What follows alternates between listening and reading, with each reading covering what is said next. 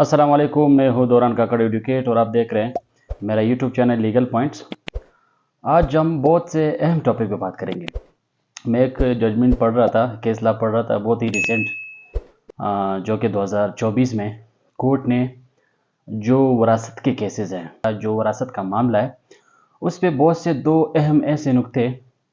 दो ऐसे पॉइंट पे बात की है कि जिसको मैं इस वीडियो में इंशाल्लाह बताऊंगा। वो ख़ास तौर पर उन लोगों के लिए है या उन बेटियों के लिए है या उन बहनों के लिए जिसको फ्रॉड के ज़रिए, ठीक है, फ्रॉड के ज़रिए उनके वरासत से अलग किया गया। अब यहाँ पे एक और बात भी लाजमी है कि ज़रूरी नहीं कि जायदाद में से सिर्फ बहन को या बेटी को जायदाद से जो है वो उसको साइड पे किया जाए, उनको जायदाद में उनका हिस्सा ना दिया जाए। इसमें ऐसी भी हो सकते हैं, कभी कभार हमने देखे हैं, हमने सुने भी है कि भाई, एक दो भाई ऐसे होते हैं जो असर व सुख रखने वाले लोग होते हैं, जो कि पावरफुल होते हैं, वो अपने भाई में से कमज़ोर भाई को भी साइड कर देते हैं, ठीक है, वो इनको बहनों को भी कर देते हैं, साथ में भाई कर देते हैं। अब ये केस लॉ में जब पढ़ रहा था, इसमें बहुत दो ऐसे पॉइंट है जो कि मोस्टली अगर बहन के, अगर बेटी के, अगर भाई के नॉलेज में हो भी, फिर भी वो कंफ्यूज रहते हैं। अब यहाँ पे क्या होता है, ठीक, मोस्टली इन लोगों के जहन में ये सवाल होता है कि उनको एक तो पहले नॉलेज जल्दी नहीं होती, ठीक है, भाई ने क्या किया होता है, फ्रॉड के जरिए इंतकाल करवाए होते हैं, अपनी बहनों की जगह किसी और को पैसे दे के वो इंतकाल ट्रांसफ़र करवाता है अपने नाम पे, तो वहाँ पे आप अपनी बहन के अलावा किसी और को अपनी बहन जाहिर करके वहाँ पे कुछ पैसे दे के क्या होते इंतकालात करवाए होते हैं। अब सिस्टर को, अब बहन को बाद में पता चला, बेटी को बाद में पता चला, ठीक है,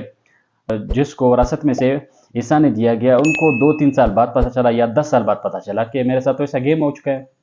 ठीक है। अब उनके जहन में दो बुनियादी सवाल होते हैं। एक सवाल ये होता है कि यार इसमें टाइम लिमिटेशन का, ये तो बहुत टाइम गुजर गया है, 10 साल गुजर गए, 8 साल गुजर गए, ये तो मैं काफ़ी अरसा इसमें गुजर चुका है, पता नहीं अगर मैं कोर्ट जाऊं ये मेरा हक कोर्ट मुझे दे पाएगा नहीं दे पाएगा, इसमें तो टाइम लिमिटेशन होती है। दूसरा, इनके जहन में ये सवाल मोस्टली चलता रहता है कि ये तो फर्दर ट्रांसफ़र हो गई है, ठीक है, भाई ने जब अपने नाम पे प्रॉपर्टी ट्रांसफ़र करवा दी, उसके बाद उसने एक बंदे पे भेजा, उसी ने दूसरे पे भेजा, तीसरे पे भेजा, तो ये तो ट्रांसफ़र होते रहे हैं, 10 साल में पता नहीं कितने ट्रांसफ़र हुए हैं। अब ये पता नहीं कैसे होगा, इतने इंतकालात कोर्ट कैंसिल करवाती है, कोर्ट ऐसे 10 साल बाद अगर ट्रांसफ़र हुए तो उसको क्या वो रोकता है कि नहीं रोकता, तो ये दो चीज़ें इनके माइंड में मोस्टली चलते रहते हैं, ठीक है। एक बात मैं आपको बताता चलूं कि ये बात आप अपने जहन में रखें कि टाइम लिमिटेशन तो केसेस में, सिविल मुकदमे, दीवानी जो मुकदमे, इसमें टाइम लिमिटेशन बिल्कुल होता है, इसमें डाउट ही नहीं है। डिक्लेरेशन जो है उसमें उसका अपना सूट फॉर डिक्लेरेशन, इसके अपना टाइम लिमिटेशन है, सूट फॉर स्पेसिफिक परफॉर्मेंस के अपने, इसका अपना टाइम पीरियड होता है कि इतने टाइम पीरियड में अपने केस फाइल करना है। इस्तिक़रार दावा, इस्तिक़रार हक के लिए स्पेसिफिक परफॉर्मेंस जो हम कहते हैं, उसका अपना एक टाइम लिमिटेशन होता है कि इतनी मुदत में केस ना होता है। लेकिन जहां बात आती है वरासत की, जहां बात आती है तकसीम वरासत की, वरासत केसेस में there is no time limitation. वरासत के जितने भी केसेस है, आप 10 साल बाद कोर्ट जाओ, 5 साल बाद जाओ, 20 साल बाद जाओ, जज साहब, कोर्ट आपको ये कभी नहीं कहेगा कि आप 10 साल बाद क्यों आई हैं, आप 20 साल बाद क्यों आए, आपको, आप कहाँ थी, आपको पता नहीं था, इतना बड़ा ट्रांसफर हुआ आपको पता नहीं थी, इतने टाइम बाद आया लिहाजा आपका केस नहीं। यहाँ पे लिमिटेशन है नहीं, आपको जब पता लगे, 10 साल बाद पता लगा आप आ जाइए, 20 साल बाद पता लगा आप आ जाइए, ठीक है, लिमिटेशन नहीं है। दूसरा, अगर इंतकाल बाय फ्रॉड हुआ है, ठीक है, फ्रॉड किस तरह हुआ है, ये फ्रॉड जो है वो 2-3 किस्म के हो सकते हैं। एक ये है कि बाप जो था वो ज़ईफ़ था, एजिड था,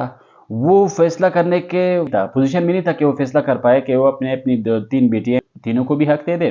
2 बेटे हैं उन बेटों को भी दे दे, सबको हक दे दे। क्या किया एक बड़े भाई ने या दूसरे भाई जो चालाक था उसने क्या किया कि अपना जो विरासत का जो ट्रांसफ़र है वो अपने नाम पर कंप्लीटली जितना प्रोसीजर है वो करके अपने वाले साहब सिग्नेचर ले लिया, अगर सिग्नेचर नहीं लिया उसका थंब ले लिया, ठीक है, उस पर उसका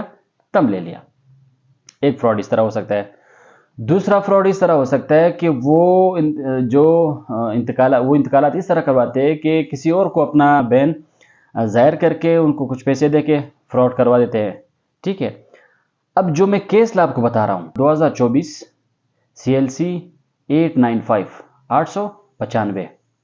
ये रिसेंट जजमेंट है, रिसेंटली 2024 में आई। इस पे कोर्ट ने इन्हीं दोनों बातों को डिस्कस किया कि एक तो वरासत के केसेस में टाइम लिमिटेशन है ही नहीं, 10 साल बाद, 15 साल बाद, 20 साल बाद, 25 साल बाद जब भी आप आए कोर्ट में, यहाँ पे लिमिटेशन रन नहीं करेगा। जज कोर्ट आपको कभी नहीं कहेगा कि आप इतने टाइम बाद किए। दूसरा, अगर बाई फ्रॉड हुआ है, ठीक है, आपने साबित किया कि वाकई बाई फ्रॉड हुआ है, इसमें बेटियों को विरासत से जो इनका हिस्सा था वो नहीं दिया गया, या एक भाई है अगर उनको विरासत में हिस्सा नहीं दिया गया, बाई फ्रॉड हुआ है, तो अगर वो 50 लोगों पे ट्रांसफर, फर्दर उसके इंतकाल ट्रांसफर हुए, अगर 100 लोगों पे हुए, अगर 200 लोगों पे हुए, तो वो सारे कैंसिल हो सकते हैं और कैंसिल हुए हैं। इस बात से आपको घबराने की बिल्कुल जरूरत नहीं है कि एक तो इतना टाइम गुजर गया, दूसरा वो प्रॉपर्टी फर्दर मजीद बहुत से लोगों पे भेजी जा चुकी है, तो इसमें ट्रांसफर दर ट्रांसफर हुए, वो इंतकाल जो है वो बहुत से लोगों पे मुंतकिल हुए हैं, तो वो कैंसिल भी हो सकते हैं, बिल्कुल हुए भी हैं। इसी तरह हमारा एक केस था, यहाँ पे एक सिस्टर को जो है, वो बहन को, जो एक ही बहन थी, दो भाई थे, उन भाई ने क्या किया था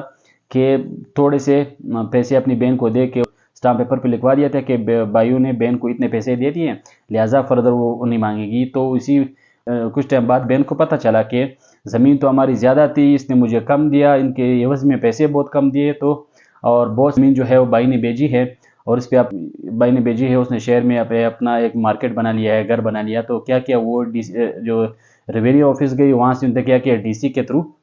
डिप्टी कमिश्नर को एक एप्लीकेशन मूव किया कि ये जो फैक्ट्स हैं मैंने वो लिखे। डिप्टी कमिश्नर ने 1992 से 2020 तक जितने भी इंतकालात हुए, जितने लोगों पे वो ज़मीन बेची गई थी, सबके इंतकालात की डिग्री दी, ऑर्डर दिया।